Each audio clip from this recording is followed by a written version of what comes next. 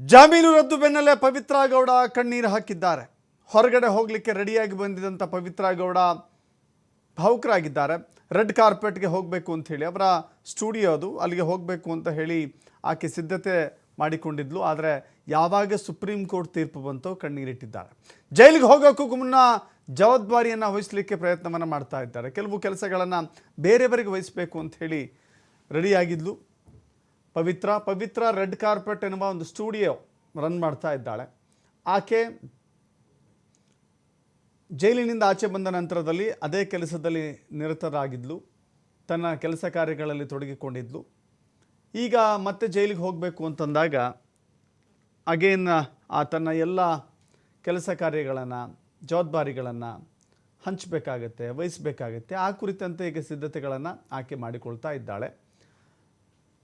ಇವತ್ತು ಹೊರ ಹೋಗಬೇಕು ಅಂತ ಹೇಳಿ ರೆಡಿ ಮಾಡಿಕೊಂಡಿದ್ರು, ಬಟ್ ಬೇಡ ಅಂತ ಕಾನ್ಸ್ಟೇಬಲ್ ಹೇಳಿದ್ದಾರೆ. ಇಲ್ಲ, ಹೊರಗಡೆ ಹೋಗೋ ಹಾಗಿಲ್ಲ ಅಂತ ಹೇಳಿ. ಪವಿತ್ರ ಗೌಡಗೆ ಸುಪ್ರೀಂ ಕೋರ್ಟ್ ಜಾಮೀನು ರದ್ದುಗೊಳಿಸಿರುವ ನಂತರದಲ್ಲಿ ಬಹಳ ದೊಡ್ಡ ಶಾಕ್ ಇದು. ಆಕೆ ಕಣ್ಣೀರಿಟ್ಟಿದ್ದಾಳೆ.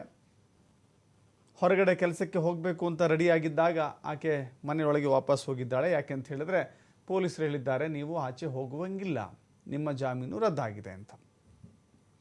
ಸೊ ಪವಿತ್ರ ಗೌಡ, ದರ್ಶನ್ ಸೇರಿದಂತೆ ಒಟ್ಟು 7 ಆರೋಪಿಗಳು ಈಗ ಬ್ಯಾಕ್ ಟು ಜೈಲ್.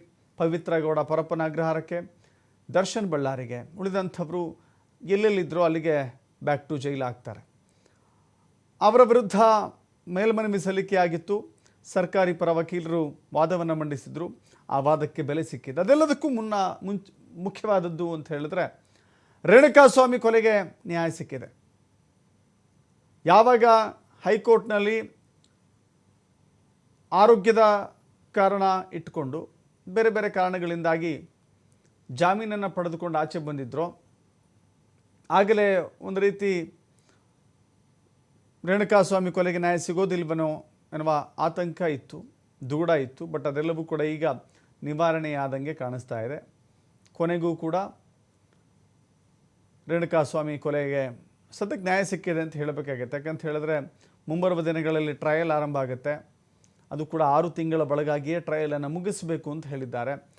6 ತಿಂಗಳ ಒಳಗಾಗಿ ಟ್ರಯಲ್ ಮುಗಿದ್ರೆ ಶಿಕ್ಷೆ ಪ್ರಮಾಣ ಒಂದು ವೇಳೆ ದೋಷಿ ಅಂತ ಗೊತ್ತಾದರೆ, ದೋಷಿ ಅಂತ ಹೇಳಿ ಕೋರ್ಟ್ ಅಭಿಪ್ರಾಯಪಟ್ಟರೆ, ಕೋರ್ಟ್ಗೆ ಅದು ಮನವರಿಕೆ ಆದರೆ, ಕೇವಲ ಸದ್ಯಕ್ಕೆ ಆರೋಪಿಗಳು ಅಂತ ನೋಡ್ತಾ ಇದ್ದೀವಲ್ಲ, ದೋಷಿ ಅಂತ ನೋಡಬೇಕಾಗತ್ತೆ.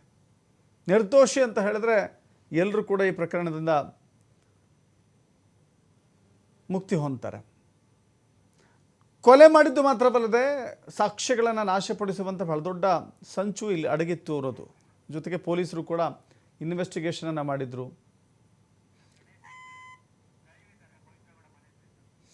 ಇದೀಗ ನೇರವಾಗಿ ಪವಿತ್ರ ಗೌಡ ಮನೆ ಹತ್ರಕ್ಕೆ ತೆರಳೋಣ. ನಮ್ಮ ಪ್ರತಿನಿಧಿ ಗಣೇಶ್ ಅಲ್ಲಿದ್ದಾರೆ. ಗಣೇಶ್ ಮಾತಾಡಿಸೋಣ. ಗಣೇಶ, ಯಾವ ರೀತಿ ಸನ್ನಿವೇಶ ಇದೆ? ಈಗ ಆಕೆ ಹೊರಗೆ ಹೋಗಬೇಕು ಅಂತ ಹೇಳಿ ಸಿದ್ಧತೆಯನ್ನು ಮಾಡಿಕೊಂಡಿದ್ಲು ಅಂತ ಗೊತ್ತಾಗ್ತಾ ಇದೆ. ಇನ್ನೆಲ್ಲ ಅರೆಸ್ಟ್ ಮಾಡುವಂಥ ಪ್ರಕ್ರಿಯೆಗಳಿಗೆ ಆರಂಭ ಸಿಗ್ತಾ ಇದೆ ಅಲ್ಲಿ. ದಶರಥ್, ಖಂಡಿತವಾಗ್ಲೂ ರೇಣುಕಾಸ್ವಾಮಿ ಕೊಲೆಯ ಪ್ರಕರಣದ A1 ಆರೋಪಿ ಪವಿತ್ರ ಗೌಡ ಅವರ ಮನೆಯಲ್ಲಿದ್ದೀವಿ ನಾವು. RR ನಗರದಲ್ಲಿರುವಂತಹ ಮನೆ ಇದು. ಈಗಾಗಲೇ ಪೊಲೀಸ್ ಅಧಿಕಾರಿಗಳು ಕೂಡ, ಪೊಲೀಸ್ ಹಿರಿಯ ಅಧಿಕಾರಿಗಳು ಕೂಡ ಇಲ್ಲಿ ಇವರ ಮನೆಗೆ ಬಂದಿರುವಂಥದ್ದು. ಇವತ್ತು ಕೆಲವೇ ಹೊತ್ತಿನಲ್ಲಿ ಸುಪ್ರೀಂ ಕೋರ್ಟ್ ಒಂದು ಆದೇಶವನ್ನು ನೀಡಿತು. ಈ ಒಂದು ಏನು ಹೈಕೋರ್ಟ್ ನೀಡಿದಂತಹ ಬೇಲನ್ನು ರಿಜೆಕ್ಟ್ ಮಾಡಿರುವಂಥ ಹಿನ್ನೆಲೆಯಲ್ಲಿ ಪ್ರಮುಖ 7 ಆರೋಪಿಗಳು ಈ ಒಂದು ರೇಣುಕಾಸ್ವಾಮಿ ಕೊಲೆ ಪ್ರಕರಣದಲ್ಲಿ ಸಂಬಂಧಪಟ್ಟಂತಹ ಪವಿತ್ರ ಗೌಡ, ದರ್ಶನ್ ಸಂಬಂಧಿತ 7 ಆರೋಪಿಗಳಿಗೀಗ ಬೇಲನ್ನು ರಿಜೆಕ್ಟ್ ಮಾಡಿದೆ. ಆ ಹಿನ್ನೆಲೆಯಲ್ಲಿ ಕೂಡಲೇ ಅವರನ್ನು ವಶಕ್ಕೆ ಪಡೆದುಕೊಡಿ, ಇಲ್ಲವಾದರೆ ಅವರನ್ನು ಜೈಲಿಗೆ ಮತ್ತೆ ವಾಪಸ್ ಕಳಿಸಿ ಅನ್ನುವಂತಹ ಒಂದು ನಿರ್ದೇಶನ ಇದೆ. ಆ ಹಿನ್ನೆಲೆಯಲ್ಲಿ ಇವತ್ತು ಪೊಲೀಸ್ ಅಧಿಕಾರಿಗಳು ಕೂಡ ಈಗ ಬಂದಿರುವಂಥ ಸ್ಥಳಕ್ಕೆ. ಆದರೆ ಆ ಒಂದು ಮಾಧ್ಯಮಗಳಲ್ಲಿ ಅಥವಾ ಒಂದು ಸುಪ್ರೀಂ ಕೋರ್ಟ್ನ ಒಂದು ಜಡ್ಜ್ಮೆಂಟ್ ಏನಿದೆ ಅಥವಾ ನಿರ್ದೇಶನ, ಅದನ್ನು ನೋಡಿ ಪವಿತ್ರ ಗೌಡ ಮನೆಯಲ್ಲಿ ಕಣ್ಣೀರು ಹಾಕಿದರು ಅನ್ನುವಂತಹ ಮಾಹಿತಿ ಇರುವಂಥದ್ದು. ಈಗ ಸದ್ಯ ಮನೆಯಲ್ಲಿ ಅವರು ಇಲ್ಲ ಅನ್ನುವಂತಹ ಮಾಹಿತಿ ಇದೆ. ದೇವಸ್ಥಾನಕ್ಕೆ ಹೋಗಿ ಅಥವಾ ಬೇರೆ ಅವರ ಖಾಸಗಿ ಸಂಸ್ಥೆಯ ಕೆಲವೊಂದಿಷ್ಟು ಕೆಲಸಗಳನ್ನು ಅನ್ಯರಿಗೆ ಜವಾಬ್ದಾರಿ ವಹಿಸುವಂತಹ ಪ್ರಕ್ರಿಯೆಯಲ್ಲಿ ಇದ್ದರು ಅನ್ನುವಂಥದ್ದು. ಈಗ ಸದ್ಯಕ್ಕೆ ಹೊರಗಡೆ ಬರಬೇಡಿ ಅನ್ನುವಂತಹ ಪೊಲೀಸ್ ಸಿಬ್ಬಂದಿಗಳ ನಿರ್ದೇಶನ ಹಿನ್ನೆಲೆಯಲ್ಲಿ ಈಗ ಮನೆಯಲ್ಲಿ ಅವರು ಇಲ್ಲ ಅನ್ನುವಂತಹ ಮಾಹಿತಿ ಬರ್ತಾ ಇದೆ. ಇನ್ನೊಂದು ಮೂಲಗಳ ಮಾಹಿತಿ ಪ್ರಕಾರ ಅವರು ಇಲ್ಲೇ ಹತ್ತಿರದ ಕೆಲವು ಸ್ನೇಹಿತರ ಮನೆಯಲ್ಲಿ, ಸಂಬಂಧಿಕರ ಮನೆಯಲ್ಲಿ ವಾಸ್ತವ್ಯ ಹೂಡಿದ್ದಾರೆ. ಇನ್ನು ಕೆಲವು ಹೊತ್ತಿನಲ್ಲಿ ಅವರನ್ನು ವಶಕ್ಕೆ ಪಡೆಯುವಂತಹ ಸಾಧ್ಯತೆಗಳು ಬಹುದಟ್ಟವಾಗಿರುವಂಥದ್ದು. ಒಟ್ಟಾರೆ ಏನಂತಂದರೆ ದಶರಥ್ ಈಗಾಗಲೇ ಏನು ರೇಣುಕಾಸ್ವಾಮಿ ಕೊಲೆ ಪ್ರಕರಣ ಸಂಬಂಧಪಟ್ಟಂತೆ ಈಗ ಪವಿತ್ರ ಕೂಡ ಪ್ರಮುಖ ಆರೋಪಿಯಾಗಿರುವಂಥದ್ದು, A1 ಆರೋಪಿಯಾಗಿರುವಂಥ ನೆಲೆಯಲ್ಲಿ ಅವರನ್ನು ಈಗ ಬಂಧಿಸುವಂಥ ಪ್ರಕ್ರಿಯೆಗೆ ಆರಂಭ ಆಗಿರುವಂಥದ್ದು. ದಶರಥ್ ಎಸ್, ಜೊತೆಗೆ ಆಕೆ ಕೆಲವಷ್ಟು ಕಮಿಟ್ಮೆಂಟ್ಗಳನ್ನು ಕೂಡ ಇಟ್ಕೊಂಡಿದ್ಲು. ಈಗ ಜೈಲಿನಿಂದ ಆಚೆ ಬಂದ ನಂತರದಲ್ಲಿ ಕೆಲವು ಬಿಸ್ನೆಸ್ಗಳಲ್ಲಿ ತೊಡಗಿಕೊಂಡಿದ್ದು, ಆಕೆ ರೆಡ್ ಕಾರ್ಪೆಟ್ ಅಂತ ಹೇಳಿ ಒಂದು ಸ್ಟುಡಿಯೋ ರನ್ ಮಾಡ್ತಾ ಇರುವಂಥದ್ದು, ಅದೆಲ್ಲವೂ ಕೂಡ ಈಗ ಸಡನ್ನಾಗಿ ಜೈಲಿಗೆ ಹೋಗಬೇಕಾಗಿರೋದ್ರಿಂದ ಅದೆಲ್ಲವೂ ಕೂಡ ಬೇರೆಯವ್ರಿಗೆ ವಹಿಸಬೇಕಾಗತ್ತೆ. ಸಮಯಾವಕಾಶ ಕೊಡುವಂಥ ಅವಕಾಶ ಆಕೆ ಸಿಗುತ್ತಾ ಹೇಗೆ ಇವತ್ತು? ದಶರಥ್ ಖಂಡಿತವಾಗಲೂ ಆ ಒಂದು ಅವಕಾಶ ಈ ಸಂದರ್ಭದಲ್ಲಿ ಇರಲಿಕ್ಕಿಲ್ಲ. ಯಾಕೆಂದರೆ ಕೇಳಿದ್ರೆ ಸುಪ್ರೀಂ ಕೋರ್ಟ್ ಹೇಳಿರುವಂಥದ್ದು ಇವರು ಬೇಲನ್ನು ಪಡೆದಿರುವಂಥದ್ದೇ ಒಂದು ರೀತಿಯಲ್ಲಿ ಸರಿ ಇಲ್ಲ ಅನ್ನುವಂತಹ ಒಂದಿಷ್ಟು ಅಂಶಗಳನ್ನು ಇಟ್ಕೊಂಡು ಸುಪ್ರೀಂ ಕೋರ್ಟ್ ಈಗ ಈ ಒಂದು ಪ್ರಕರಣ ಸಂಬಂಧಪಟ್ಟ ಹಾಗೆ ಆರೋಪಿಗಳಿಗೆ ಬೇಲನ್ನು ರಿಜೆಕ್ಟ್ ಮಾಡಿದೆ. ಆ ಹಿನ್ನೆಲೆಯಲ್ಲಿ ತಕ್ಷಣದಲ್ಲೇ ಅವರನ್ನು ಬಂಧಿಸಬೇಕು, ಇಲ್ಲ ವಶಕ್ಕೆ ಪಡ್ಕೊಳ್ಬೇಕು ಅನ್ನೋಂತಹ ನಿರ್ದೇಶನ ಸುಪ್ರೀಂ ಕೋರ್ಟ್ನಿಂದ ಬಂದಿರುವಂಥ ಹಿನ್ನೆಲೆಯಲ್ಲಿ ಅವರ ನಿರ್ದೇಶನ ಇಲ್ಲಿನ ಸ್ಥಳೀಯ ಪೊಲೀಸರಿಗೆ ಕೈ ತಲುಪಲಿಕ್ಕೆ ಕೆಲವೊಂದಿಷ್ಟು ಸಮಯಾವಕಾಶ ಬೇಕಾಗುತ್ತೆ. ಆ ಒಂದಿಷ್ಟು ಸಮಯದಲ್ಲಿ ಇವರಿಗೆ ಬೇಕಾದಂಥ ಪರ್ಸನಲ್ ಕೆಲಸಗಳನ್ನು ಅಥವಾ ಸಂಸ್ಥೆಗೆ ಸಂಬಂಧಿಸಿದ ತಾವು ಹೇಳಿದಾಗೆ ರೆಡ್ ಕಾರ್ಪೆಟ್ ಏನು ಸ್ಟುಡಿಯೋ ಇದೆ ಅದಕ್ಕೆ ಸಂಬಂಧಪಟ್ಟಂತಹ ಕಾರ್ಯಕೆಲಸಗಳು ಒಪ್ಪಿಕೊಂಡಂತಹ ಕೆಲಸಗಳೇನಿದೆ ಅದನ್ನು ಪರ್ಯಾಯವಾಗಿ ಯಾರಿಗೆ ಜವಾಬ್ದಾರಿ ವಹಿಸಬೇಕು ಅದನ್ನು ಮಾಡುವಂಥ ನಿಟ್ಟಿನಲ್ಲಿ ತೊಡಗಬಹುದು ಹೊರತು ಅವಿಷ್ಟು ಕಾಲಾವಕಾಶಗಳು ಮಾತ್ರ ಈ ಆರೋಪಿತರಿಗೆ ಇರುವಂಥದ್ದು.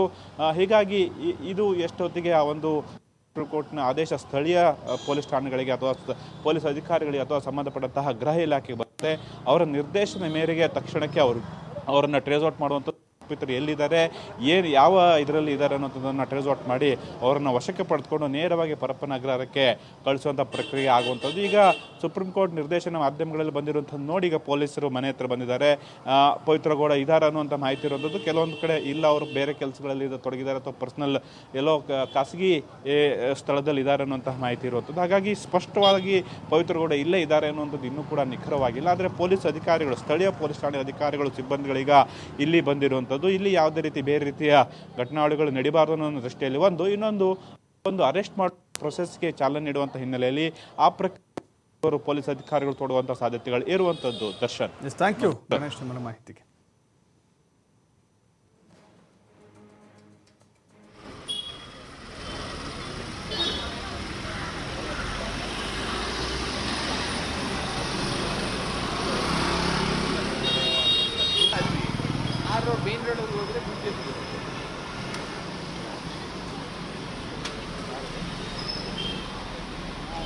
ಯಾರೇ ಇಲ್ಲ ಅದ್ರಲ್ಲಿ, ಯಾರೇ ಇಲ್ಲ, ಬೀಗ ಹಾಕೋರೆ,